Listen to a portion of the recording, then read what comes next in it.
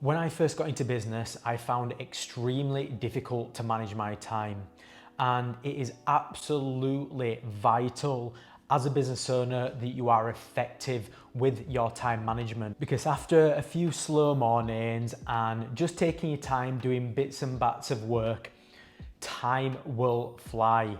And it'll be 6 months and you've hardly moved the needle on at all with your new business journey. And take it from someone who has been in the trenches. Well, I'm still in the trenches, and it's very easy to slip into feeling like you're busy doing things.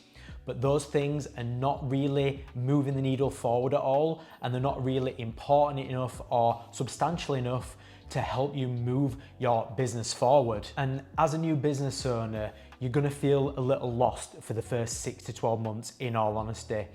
And that's because you've come from a 9 to 5 structure where everything's been mapped out for you. But as a new business owner, as an entrepreneur, you've got loads of different things coming in left, right, and center, and you can feel very overwhelmed and lost. But having a time management strategy will remove as much of the unknowns and anxiety as possible. And if you don't know who I am, I'm Michael J, and I quit my job 6 years ago now. And ever since, I've been building businesses and investing for a living.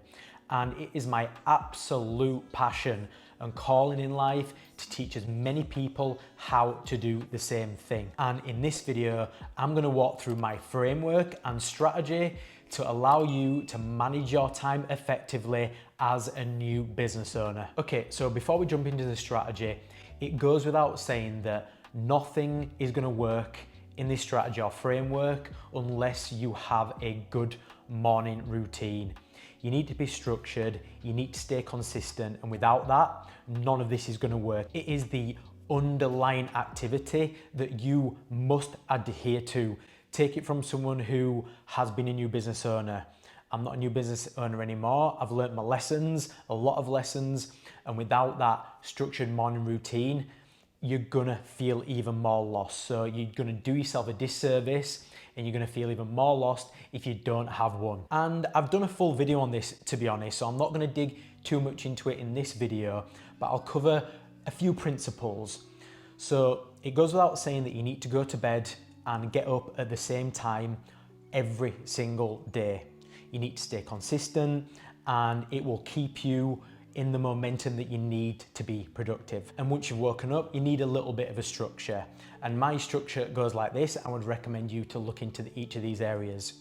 So I meditate, which helps keep me focused and helps with my efficiency, to be honest, and it helps just keep me present and focused on tasks. I also do some breath work. If you don't know Wim Hof, shout out Wim Hof.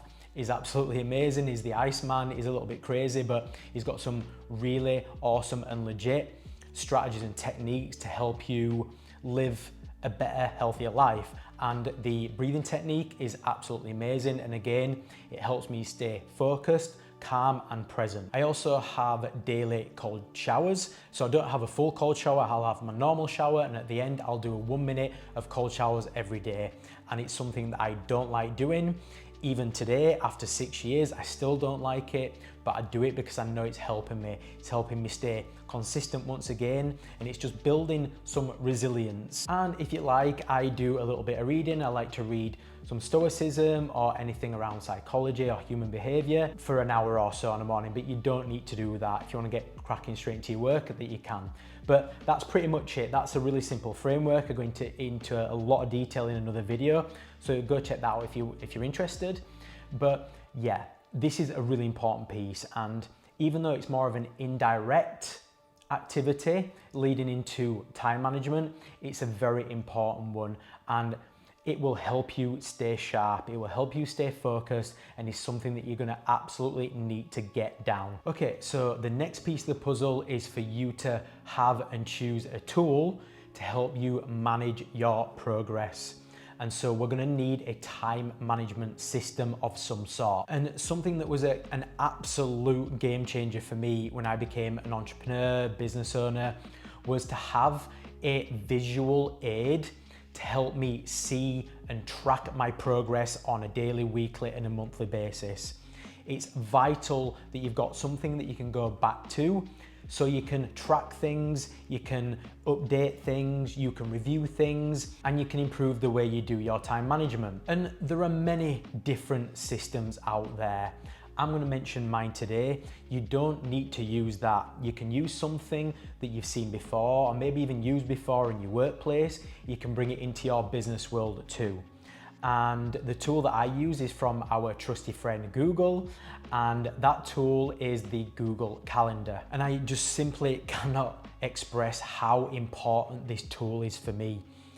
It was important back then, and it's just as, if not more important right now. And to be honest, without it, I really don't know what I would do. I get up and I look at that thing. That's the first thing I look at every morning, and it's the last thing I look at night. I do my weekly reviews on it, I do my weekly planning on it, I look at it on a daily basis, and yeah, it's just an amazing tool that I govern my entire days around. And to make sure you make use of the tool that you've chosen, here's a simple formula or strategy, whatever you want to call it, to help you manage your time on that tool. So the first thing that I do on a Sunday evening to get my week in order is to review my Google Calendar.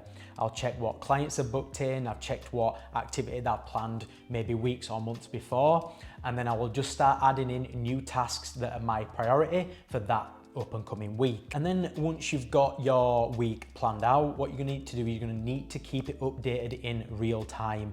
Don't just plan it every week and then just leave it and then revisit it at the end of the week.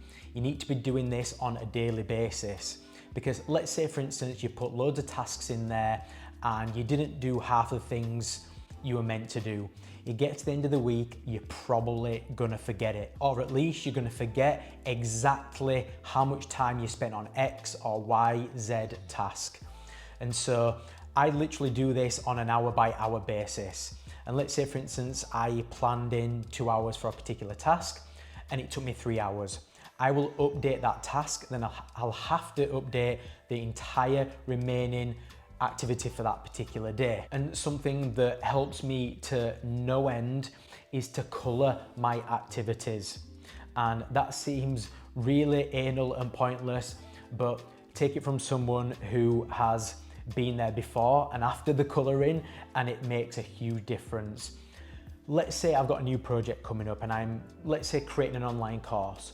I will ensure that any time that I'm working on that course is colored, let's say a yellow. And I might do 2 hours on Monday, I might do an hour on Tuesday, I might do 3 hours on a Wednesday, etc. And at the end of that week, when I look back, I know visually, immediately, how my focus has been on that particular piece of work, because I can see the yellow very clearly. And so I know this seems one of those things like, oh, really, colors? But just do it, trust me. And then what we've got to do is at the end of each week, before we plan our week ahead, we are going to review what we've done for the previous week. And that is going to help set up our plan for the following week, in all honesty. Because even though you've got things planned in, maybe from weeks or months before, and you might have client calls in, whatever it is, you're going to have things that you've probably not done in that particular week. Again, I've been doing this for 6 years. I still have things that I don't complete because I'm still mastering the skill. And so it's highly likely for the first 12 months, 18 months, whatever, you're not going to be very good at this. And so you're going to be probably chopping and changing a lot. But with a bit of practice, within no time, you'll become a pro, and soon your chops and changes will become less and less. Okay, so now we have our tool for task and time management. What we now need to do is dig into how we perform the tasks for maximum efficiency. And the first piece of the puzzle that we need to look into is have a bird's eye view, or always keep in mind the bigger picture of our workload. And it's really important that we keep this overall high level view of what we're doing, because it's really easy to get lost in the bits of noise and the little small tasks that we've got going on, and we just lose sight and focus of our larger goals and what we're essentially working towards, which is our business. And in essence, with this piece of activity, what we need to be doing is regularly just stepping back. we're going to be stepping back and we're just going to be reviewing things at a higher level, because what that will help us do will help us tie everything together, which is absolutely vital as an entrepreneur with all of these different things going on.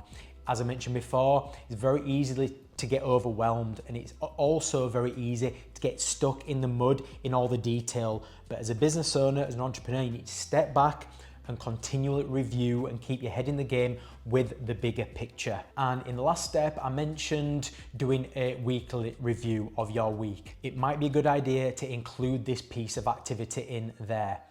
Also, we need to be doing it on a monthly basis at a much higher level, because you're gonna have mini projects, right? Within the mini projects, you're gonna have tasks. Then above them projects, then mini projects, you're gonna have your main goals. Then above that, you're gonna have your business or businesses.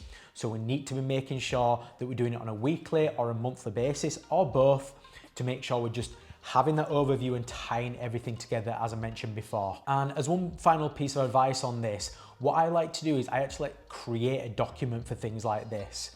And I like to use the family tree style diagrams, you know, where you've got your great-great-grandparents at the top, and then you've got your grandparents, then your parents, and then you, and you flow all the way down. This will massively help in this area as well, because you can go from the top, you've got your business or businesses, going down there, you've got your main goals or your main focuses, then you've got your projects, and then you've got your tasks. And you can use that as your continual reviewing on a weekly and a monthly basis. Okay, so now we have an understanding about the bigger picture. The next piece of the puzzle is understanding how we can perform those lower level tasks that we mentioned earlier to maximum efficiency. And how we do that most effectively, in my experience, is chunking your pieces of work up, or only focusing on one task at a time. And what I mean by that is, you might have 5, 6, 7 different tasks to perform in a day, especially if you're an entrepreneur and you've got multiple businesses. Now, you don't want to be doing what a lot of people try and do, and that's multitasking and spending 20 minutes on this, half an hour on that. That doesn't work in my experience anyway. What we want to be doing is having one piece of work. We're going to be sat down in the computer, we're going to give it a timestamp, and we're going to work on that one piece of work until it's completed. Then what we're going to do is we're going to have a little break, and we're going to move on to the next task, and we're going to do that until we've completed all of our tasks for that day. And some tasks might require you to break them up into multiple chunks. So I mentioned earlier about creating an online course. If you've got an online course, obviously you're not going to be creating it in 1, 2 or 3 hour period, right? It might take you 50, 60, 70, 100 hours to plan it, to record it, and edit it. And so you might need to break up that into 50-ish kind of chunks, and it might take you 4 weeks, 8 weeks to complete. And in terms of timings for these chunks, you don't want to be spending too much time on them. I would say anything more than 3 hours, you're going to start to get a little bit fatigued, and your efficiency of completing that task is going to go down. But at the same time, not to fall into that multitasking bracket, you don't want to be doing it for 20 minutes or half an hour. Minimum, I would say, is an hour, but even better would be an hour and a half. So my advice is to chunk up your chunks into 1.5 to 3 hour periods. And just going back to this really geeky and anal coloring of your tasks, and I laugh, but to be honest, I use these colors like Bible and take it very seriously actually. And I'd highly recommend these chunks, coloring them in the same color. And if you remember, I mentioned earlier about the online course, coloring it yellow. You can choose whatever color you like. Let's not get too serious about that. And I'm not going to advise you what color to use. Just use whatever color you like, but take that seriously. It will pay you dividends. Okay, so now we've got a good idea of the bigger picture and the individual lower level tasks and how we can manage them really effectively. And something that I want to cover, which is the final piece of this puzzle, and I mention it a few times throughout this video, but I think it's really important to dig in a little bit deeper because this part of the process is really important. And this is all about your weekly review. I've also mentioned our favorite coloring technique by colouring in our chunks of time that we're spending on particular pieces of work. And doing that is going to pay you dividends in your weekly review, because what it's going to do, it's going to give you an overall feel for the amount of focus you've spent on a particular subject, project, or piece of work. And what task will also massively feed into this weekly review is ensuring that you're keeping up on a daily basis and editing, updating in real time what you've actually spent on a particular piece of work. Because as I mentioned before, things will change. You're never going to plan it and do it exactly as it is. 6 years down the line, I'm still not good at doing that. So things will change. And by performing a weekly review, you are going to get what you've actually done, where your time and your focus has actually been. And what it's also going to do for us, which is the most important thing, is tell us what we haven't done. And the reason why that's the most important thing, because we need to know what we've not done. And so we're going to need to do it. And that will massively help feed into our weekly planning session, which we're going to do every Sunday after our weekly review. And anything that we haven't done, we are going to put into the following week. And what you're going to get after a few weeks, you're probably going to realize that you're either doing too much, or you're trying to do too much in a particular week, or you're not doing enough. And if you're trying to do too much, what we need to be doing is not lying to ourselves. This exercise will bring those to the forefront of our mind and consciousness, and it will give us a slap in the face of reality.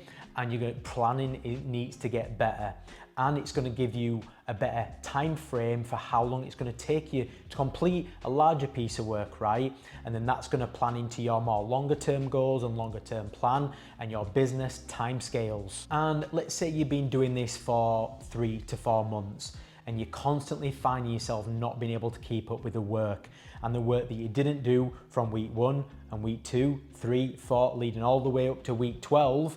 You've probably got unfinished tasks leading all the way up to that, or you might not have, but let's say you have, right? Because that's probably more reality. You might need to make a decision on whether you can cope with all the work that you've got on.